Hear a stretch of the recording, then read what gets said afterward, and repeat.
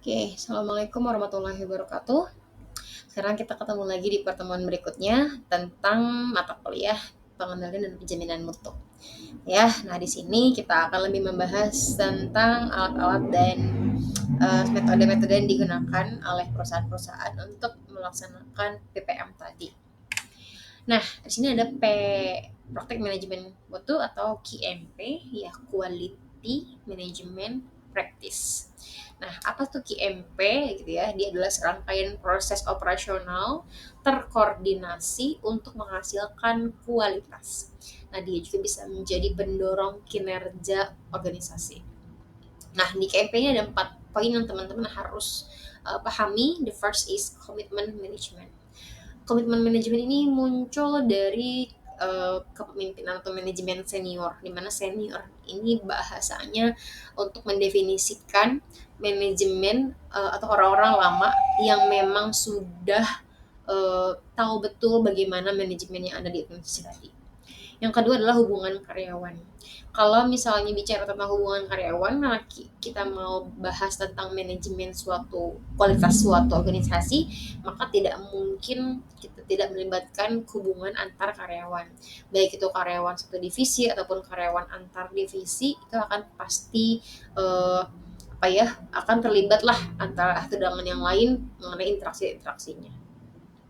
Yang ketiga adalah peningkatan berkelanjutan, di mana QMP ini ketika dia dilaksanakan di final session akan ada evaluation yang nantinya evaluation tadi atau feedback tadi akan menjadi umpan atau akan menjadi input di sesi berikutnya, sehingga perbaikan itu akan selalu berjalan. Tidak ada perbaikan yang satu kali langsung sempurna, pasti akan bertahap dan memang itu akan melihat lagi dengan prosesnya.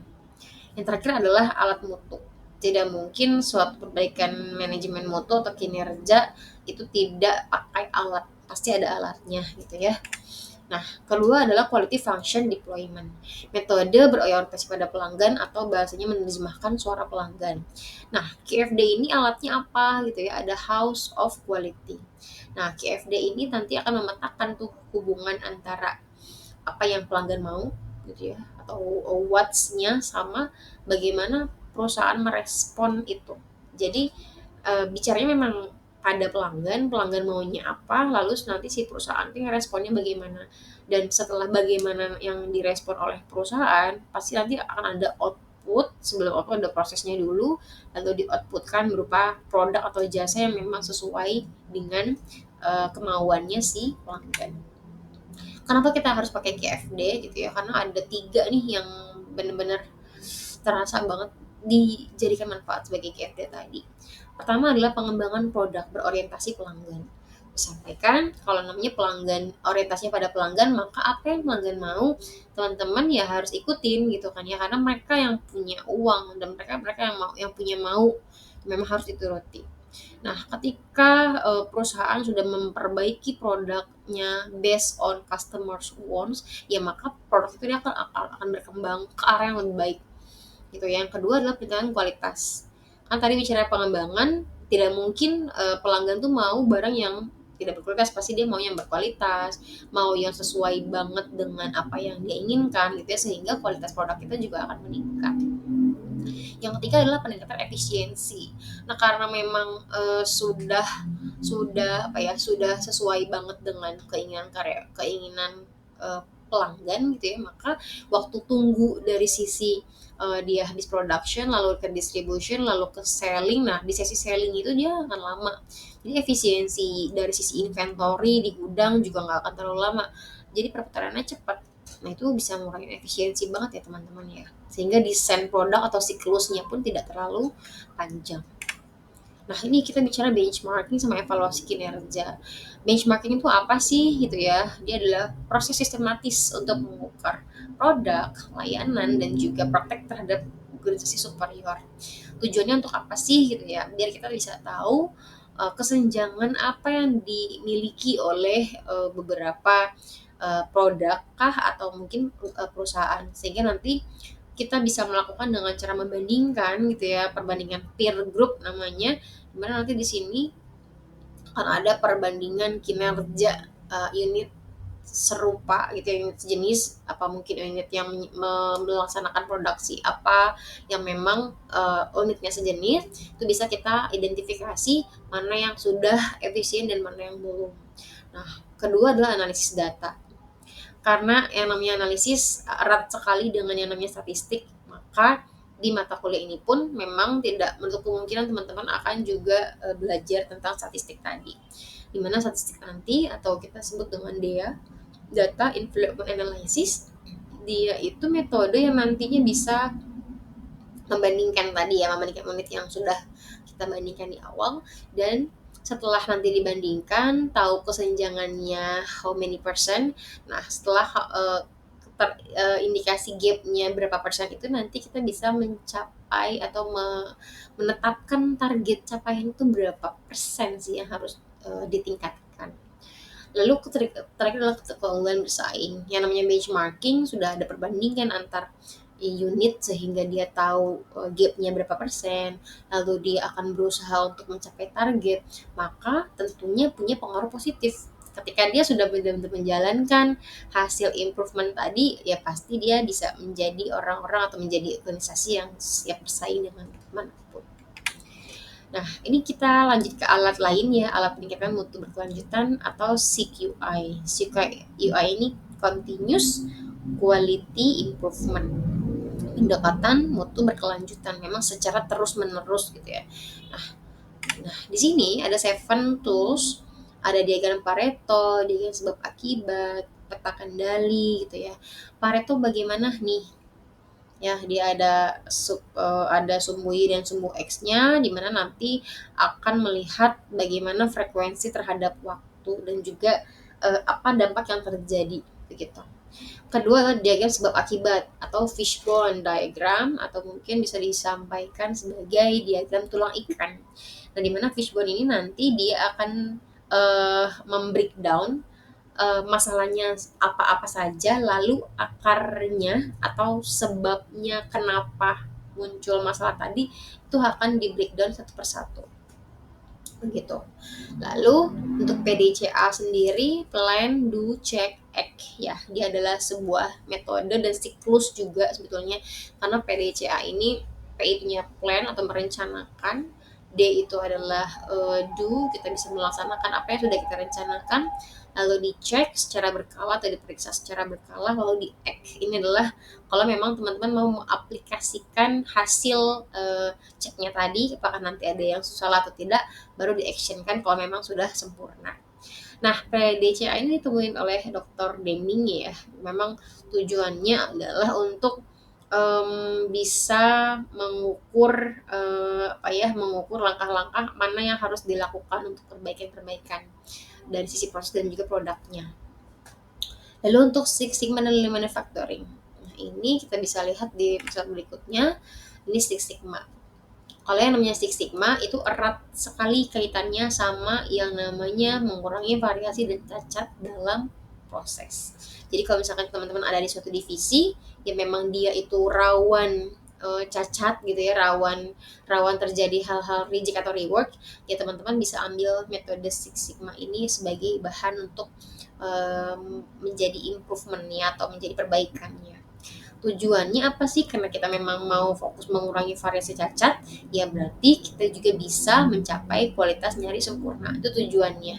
Karena ketika cacatnya sudah berangsur hilang atau berkurang, paling tidak ya kualitasnya pasti akan menuju sempurna ya, meskipun memang tidak ada yang sangat-sangat sempurna dari sisi yang lain. Nah, metodologi untuk melakukan Six Sigma itu ada, kita kenal dengan DMAIC atau DMAIC. D-nya adalah define, measure, analyze, improve, dan control. Nah, untuk define, mendefinisikan masalah, tujuan, dan proses yang perlu ditingkatkan. Nah, di define ini, teman-teman nanti akan belajar bagaimana bisa lihat ketika ada di suatu divisi, mana yang disampaikan sebagai masalah. Jadi harus tahu dulu, oh iya ini masalah apa bukan, ini problem atau bukan. Kalau iya, silakan ditulis dan identifikasi masalahnya, tujuannya melakukan itu untuk apa, dan prosesnya bagaimana. Lalu measure itu adalah kita bisa mengukur kinerja proses saat ini. Jadi kalau misalkan bicaranya adalah dari sisi udah diidentifikasi masalah, lalu diukur nih kinerja kemarin tuh sebelum saya melakukan apa-apa tuh berapa persen ya, terus juga bagaimana ya, apakah ada kendala atau bagaimana. Nah, di-analyze atau menganalisis. Nah, analisis yang dilaksanakan ini tujuannya untuk apa? Untuk cari tahu sumber masalahnya itu gara-gara apa atau karena apa. Jadi akarnya teman-teman harus tahu, dan itu di sesi analyze. Lalu setelah di-analyze, sudah tahu nih akar penyebabnya masalahnya apa, barulah kita bicara tentang improve. You have to create the solution of your problem. Kalau udah ada solusi problemnya, udah tahu, kita berdasarkan keilmuan yang kita pelajari ya di industrial engineering, terus juga bisa jadi ya not only focus about the subject that you get. Tapi kalau misalkan teman-teman, oh saya belum dapat mata kuliah ini bu, tapi saya butuh nih untuk memperbaiki ini, ya maka teman-teman bisa belajar juga dari jurnal-jurnal yang ada, karena memang tidak menutup kemungkinan jurnal tadi sangat membantu kita ya untuk cari referensi-referensi lain. Nah setelah di-improve, kita tahu solutionnya bagaimana, lalu nanti setelah dilaksanakan, diaplikasikan, you have to control it. Karena tidak proses-proses tadi kalau udah dilaksanakan tapi nggak dikontrol, nggak dikendalikan, nggak dipantau gitu ya, bisa jadi nanti perbaikannya nggak nggak continuous, dan mungkin bisa jadi juga akan kembali lagi ke kondisi awal. Karena udah kembali ke kondisi awal, maka kita harus berulang-ulang melakukan hal yang sama. Itu kan tidak tidak efisien ya, dan juga ya boros waktu juga gitu. Nah, bedanya apa sih dengan lean manufacturing ya? Kalau lean manufacturing fokusnya adalah menghilangkan pemborosan. Nah, ini lebih general, sebetulnya bisa berlaku untuk seluruh divisi ya, karena divisi-divisi yang memang bicaranya sering banget bikin boros perusahaan. Nah, itu mungkin bisa teman-teman highlightkan ke apa namanya, ke lean manufacturing. Nah, terus untuk tujuan utama meningkatkan efisiensi dan menciptakan nilai bagi pelanggan dengan biaya lebih rendah. Jadi memang karena pemborosan itu harus kita hapuskan gitu ya, tujuan untuk efisiensi tadi. Metodologi atau caranya adalah, satu, kita bisa mengidentifikasi dan menghilangkan aktivitas-aktivitas yang memang tidak perlu atau tidak menambah nilai dari sisi sudut pelanggan. Contoh misalkan ada proses produksinya, misalkan demand-nya 100, permintaannya 100, tapi kita bikin 120. Nah, 20 tadi sebenarnya kan kelebihan produksi ya. Dan itu sebetulnya enggak disarankan ke dalam sebuah organisasi atau dalam sebuah industri itu, karena itu namanya pemborosan. Meskipun itu nggak dikasih secara bonus ke customer ya, itu kan jadi stok kita gitu kan ya, tapi itu tetap pemborosan. Karena kita bicara profit, kita bicara efisien ya. Ketika dia bayarnya 100 untuk 100 kue, ya janganlah bikin 101, karena yang satunya ini kan nggak ada yang bayar gitu kan ya, jadi kita juga malah malah memboroskan diri di situ. Kedua, waktu tunggu. Nah, waktu tunggu ini juga sama, bisa kita katakan sebagai pemborosan, karena waktu itu berjalan dari sisi waktu tunggunya, mungkin dari sisi orangnya gitu atau dari sisi mesin. Pokoknya kalau ada mesin, manusia atau karyawan gitu ya menunggu, itu sudah pasti pemborosan lah bagi perusahaan. Karena dia sehari-harinya kan dia dibayar ya. Ketika dia 8 jam kerja, tapi dari 8 jam tadi 6 jamnya doang kerjanya, 2 jamnya itu dia kebanyakan nunggunya, ya itu juga akan disebut dengan pemborosan karena tidak produktif. Lalu transportasi yang tidak perlu. Nah, ini bisa jadi nanti kalau memang ada suatu perpindahan dari satu divisi ke divisi lain gitu ya, barangnya memang harus ditransport dari satu ke satu, lalu juga mungkin hal-hal yang memang keteledoran itu muncul, harusnya ada di mana, misalkan terbawanya sama divisi mana sehingga harus diambil lagi. Nah, itu kan transportasinya tidak perlu. Lalu proses yang berlebihan. Nah, proses berlebihan itu artinya apa? Ya kita efisienkan. Misalkan produknya A, dia harus masuk ke 3 mesin, ya 3 mesin aja. Jangan 3 mesin dengan waktu yang memang sudah ditentukan. Jangan sampai, oh ini biar cakep banget, kayak misalnya kayak produk ini deh, produk mobil deh ya misalnya di perusahaan cat mobil gitu kan ya. Ketika memang sudah dicat dengan volume sekian, dengan speed sekian dan sudah sempurna. Lalu mungkin pemikiran si karyawan tuh, saya pengen tambahin lagi chatnya. Ya padahal ditambahin chatnya pun malah tidak gimana ya, ya tidak juga menambah nilai banget karena memang warnanya sudah sempurna. Tiba-tiba teman-teman tambahin lagi biar lebih tebal. Itu tujuannya apa? Nambah nilai tidak, tapi memperbanyak pemborosan iya, gitu kan ya. Selanjutnya yaitu dari sisi inventaris berlebih atau stoknya tadi saya bilang, dan untuk gerakan yang tidak efisien makanya kita belajar di mana belajar di apa namanya ergonomi gitu ya. Di ergonomi kita belajar pakai tangan kiri tangan kanan, bicara gerakan-gerakan yang memang nggak perlu ya jangan dilaksanakan gitu karena memang harus seperti itu. Nah, lalu ada produk cacat, dimana produk cacat ini sangat disebut dengan pemborosan ya, karena memang produk cacat itu tidak bisa digunakan oleh customer, untuk digunakan sama si perusahaan produsen juga belum tentu, karena belum tentu juga barang bisa di rework. Tapi kalau sudah namanya reject, ya udah itu udah pasti pemborosan. Nah, selanjutnya adalah standar internasional ISO 9000 dan turunannya. Ini ada tujuan dan prinsip kenapa kita harus belajar ISO 9000. Dia adalah serangkaian standar internasional untuk sistem manajemen mutu yang membantu mendokumentasikan elemen-elemen sistem mutu yang memang diperlukan. Tujuannya untuk apa? Ya agar perusahaan bisa memenuhi ekspektasi dari pelanggannya dari sisi perencanaan sampai ke 7 prinsip manajemen mutu. Nah, ini ada ISO 9001 berisi persyaratan untuk sertifikasi SMM. Nah, ini nanti akan berisi persyaratan apa yang harus ke perusahaan tempuh agar dia bisa mendapatkan penghargaan ini. Lalu untuk ISO 14000 ini lebih kepada bagaimana si perusahaan tadi fokusnya pada lingkungan, bukan bicara kualitas produk atau layanan mereka, tapi lebih ke lingkungannya. Apakah dia punya limbah yang memang mencemari lingkungan, terus apa solusinya, kadarnya berapa persen, dan lain-lain.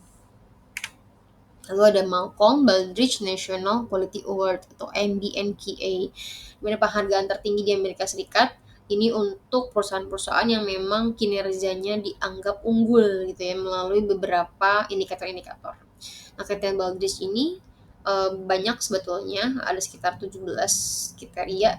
Nah, prediksi kinerja kerangka MBNQA dapat memprediksi kinerja organisasi.